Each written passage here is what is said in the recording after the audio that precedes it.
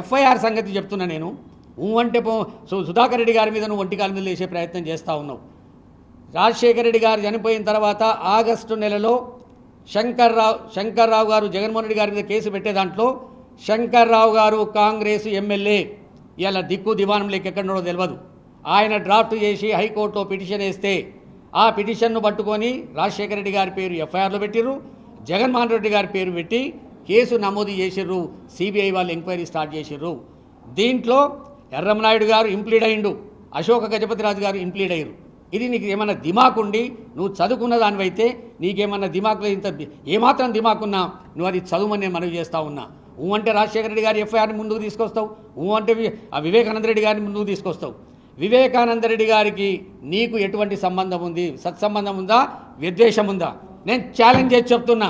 వివేకానంద రెడ్డి గారిని నువ్వు రాజశేఖర రెడ్డి గారు బతుకున్నప్పుడే 4 నుంచి 5 సార్లు గల్లబట్టుకున్నటువంటి మాట వాస్తవం కాదా? నేను నా కళ్ళతోడు చూసిన. నువ్వు షర్మిలమ్మ జగన్మోహన్ రెడ్డి గారి గురించి పాదయాత్ర చేస్తుంటే వివేకానంద రెడ్డి గారు ఏలూరులో నీకు సంఘీభావం తెలపడానికి వచ్చిండు. నేను అప్పుడు నీ పక్కనే ఉన్నా. ఒక పక్కకు వివేకమన్నా, ఒక పక్కకు నేనున్నా. వివేకమన్న నువ్వు నడిచినంత ఫాస్ట్గా నడవక వెనకాల ఉంటే నేనన్నా అమ్మ వివేకం చిన్న ఆయన జర మెల్లగా నడుస్తుండు, నువ్వు మెల్లగా నడవమంటే ఆ దరిద్రుడు గట్టిగా నడుస్తాడనే మాట నువ్వు అన్నవా అని లేదా? ఛాలెంజ్ చేస్తున్నా. నీవు నమ్ముకున్న దేవుని మీద నువ్వు ప్రమాణం చేయి, నేను నమ్ముకున్న దేవుని మీద నేను ప్రమాణం చేస్తా. ఎన్నిసార్లు నువ్వు వివేకానంద రెడ్డి గారికి గల్లబట్టుకున్నావు? ఇవాళ నీకు వివేకం చిన్న ఆయన కనబడ్డా? నీ దుర్మార్గం అంతా ఇట్నే ఉంటుంది. తెలంగాణ వచ్చిన తర్వాత 7 సంవత్సరాలకు తెలంగాణ గుర్తొస్తుంది. తెలంగాణ రాజశేఖర రెడ్డి గారి సంక్షేమ పాలన లేదంటావు. ఆంధ్రప్రదేశ్లో 10 సంవత్సరాల తర్వాత ఇక్కడ రాజశేఖర సంక్షేమ పాలన 10 సంవత్సరాల గుర్తొస్తుంది. దివంగతుడై 5 సంవత్సరాలు అవుతుంటే ఇవాళ నీకు వివేకానంద రెడ్డి గారు గుర్తొస్తారు. నేను అడుగుతున్నా నిన్ను, వివేకానంద రెడ్డి గారు చనిపోయిన తర్వాత 5 సార్లు వర్ధంతి, 5 సార్లు జయంతి నడిచింది. ఏ రోజు నువ్వు ఎన్ని సంవత్సరాలు నువ్వు వర్ధంతి జయంతికి పోయినావు? ఇవాళ ఆయన నీకు అవసరం ఉండు కనుక ఆయనను మెడకేసుకొని వాటకు ముందు ఓటు, వాటకు వెనుక ఓటు. మా చిన్నాయనని చంపిరు, ఓటేయండి.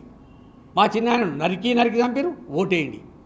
అరే నరికి చంపినోనికి యాంటిసిపేటరీ బెయిల్ ఇప్పించి నువ్వు మీ చెల్లెలు ఆయనని ఎంట తిప్పుకునుకుంటా. ఆ కేసు విషయం చాలా సుదీర్ఘంగా చదివి నేను. అక్కడ అన్ని వేళ్ళు కూడా నర్రెడ్డి సునీతారెడ్డి గారి భర్త బావ మీదకి గుణ కనబడుతున్నాయి.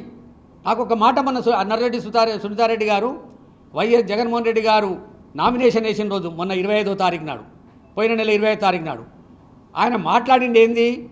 నేను మా కుటుంబ సభ్యులకు సహాయం చేయడానికి ముఖ్యమంత్రిని కాలేదు. ఇవాళ మా చిన్నాయన గురించి తప్పుడు మాటలు మాట్లాడుతుర్రు. మా చిన్నాయనకు 2వ పెండ్లి అయింది, వాస్తవమా కాదా అని అడిగిండు. ఎఫ్ఐఆర్లో పెట్టినటువంటి పార్టీలోనూ ఉన్నవా లేదా అని అడిగిండు. మీరు పని తీసుకొస్తే నేను చేయనన్న మాట వాస్తవం. నేను యావత్తు ఆంధ్రప్రదేశ్ ప్రజలకు సేవ చేయడానికి ముఖ్యమంత్రి అయింది తప్ప నేను మా కుటుంబానికి సేవ చేయడానికి కాను అని చెప్పిన మాట వాస్తవమా కాదా? వీటికి జవాబు చెప్పు. మీరు నీ భర్త దగ్గర ఉన్నటువంటి స్నేహితులు 1000 కోట్ల రూపాయల పని తీసుకొని జగన్మోహన్ రెడ్డి గారి దగ్గరికి ఆయన 2019లో ముఖ్యమంత్రి అయిన 6 నెలల లోపట ఆయన మీరు ఖచ్చితంగా చేయాలి, నేను పాదయాత్ర చేసినా నా వల్లనే మీరు ముఖ్యమంత్రి అని చెప్పి దబావు తేవడానికి ప్రయత్నం చేసిన మాట వాస్తవమా కాదా?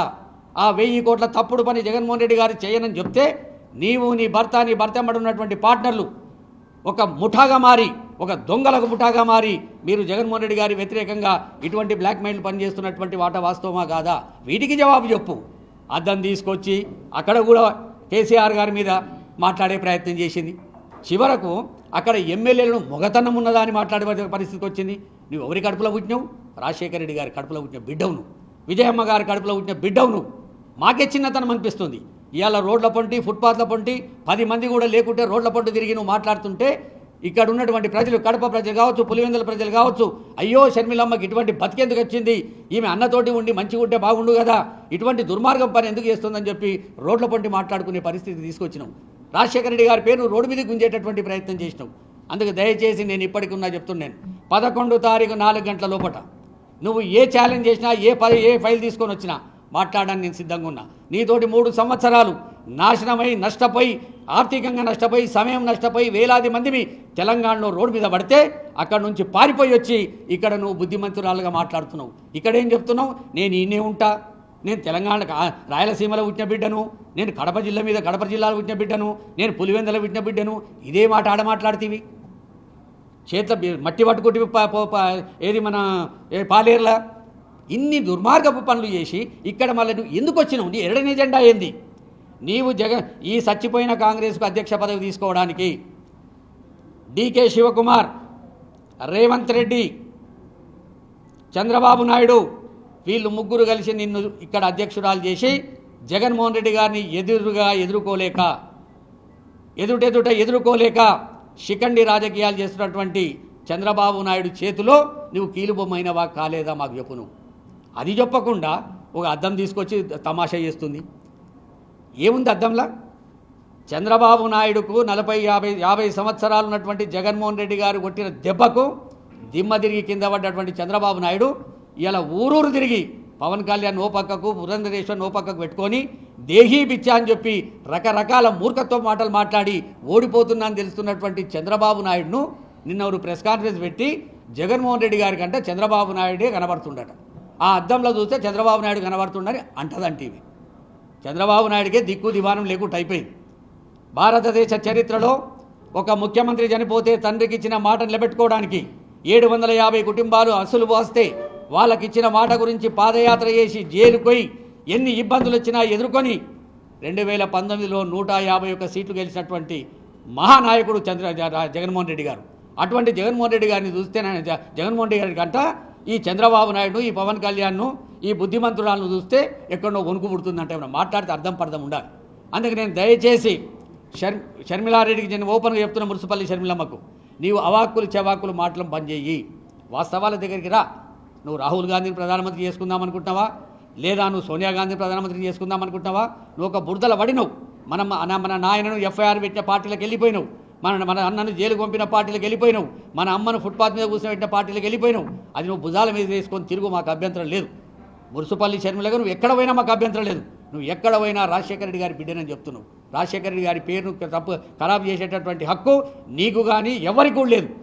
ఈ 2 రాష్ట్రాలలో 15 సంవత్సరాలైనా, రేపు సెప్టెంబర్ వస్తే 15 సంవత్సరాలైతే రాజశేఖర రెడ్డి గారి దివంగతులై 15 సంవత్సరాలైనా రాజశేఖర రెడ్డి గారిని గుండెలు పెట్టుకొని ఉండడానికి కారణం ఏంది? వైఎస్ జగన్మోహన్ రెడ్డి గారు ఉదయం లేస్తే రాత్రి వరకు తండ్రి పేరు మీద అన్ని కార్యక్రమాలు చేస్తుండు. ఆరోగ్యశ్రీని ముందుకు తీసుకుపోతుండు.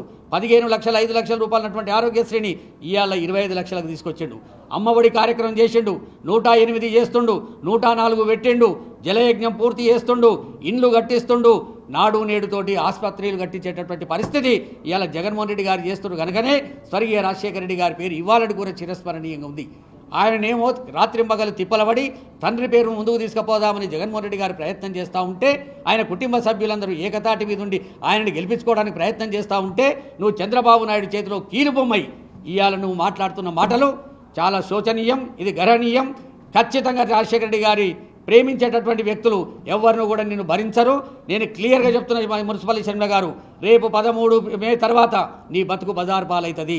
4 జూన్ తర్వాత నువ్వు హైదరాబాద్ ఇచ్చిపెట్టి అమెరికా పారిపోయేటటువంటి పరిస్థితి వస్తుంది. తస్మా జాగ్రత్త. ఇప్పటికున్న నోరు జాగ్రత్తగా మాట్లాడు. నువ్వు మాట్లాడేది ఏది ఉన్నా సూటి ప్రశ్నలే జవాబు చెప్పడానికి మేము సిద్ధంగా ఉన్నాం. కానీ నువ్వు కళ్ళబొల్లి మాటలు చెప్పి నువ్వు ఏదో రకంగా మాట్లాడే ప్రయత్నం చేస్తే మాత్రం రాజశేఖర రెడ్డి గారు అభిమానించేటోళ్ళు నిన్ను తరిమి కొడతారనే మాట చెప్తూ అందరికి నమస్కారం. Thank you. మా నమ్మకం నువ్వే జగన్. మా నమ్మకం నువ్వే జగన్. మా నమ్మకం నువ్వే జగన్. నమ్మకం నువ్వే జగన్.